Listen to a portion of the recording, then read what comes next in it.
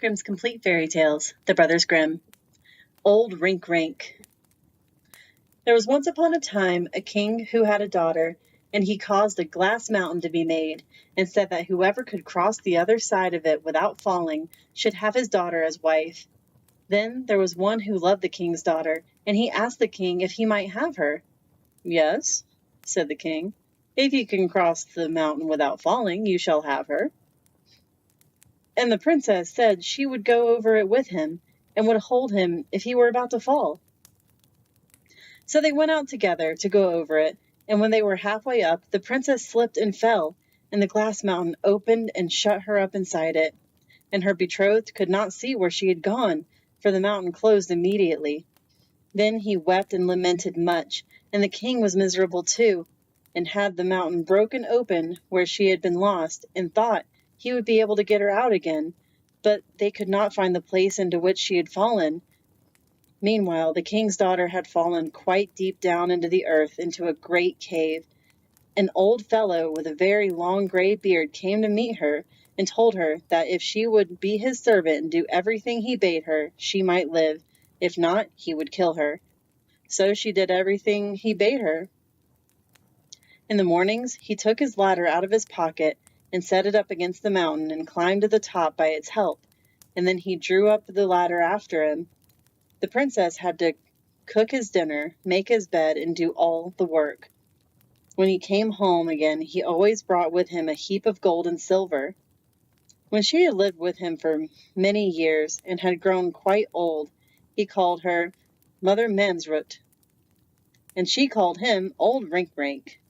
Then, once when he was out, and she had made his bed and washed his dishes, she shut the doors and windows all fast, and there was one little window through which the light shone in, and this she left open.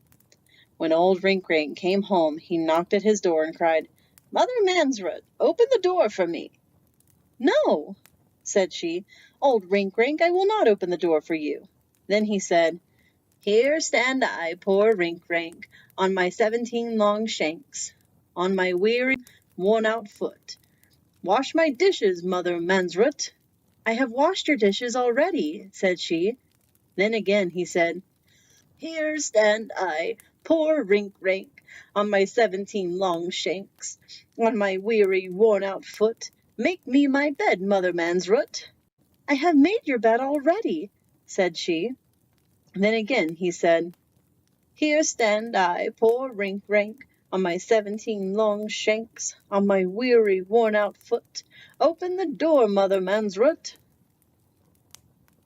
Then he ran all around his house and saw that the little window was open, and thought, "I will look in and see what she is about, and why she will not open the door for me." He tried to peep in, but could not get his head through because of his long beard.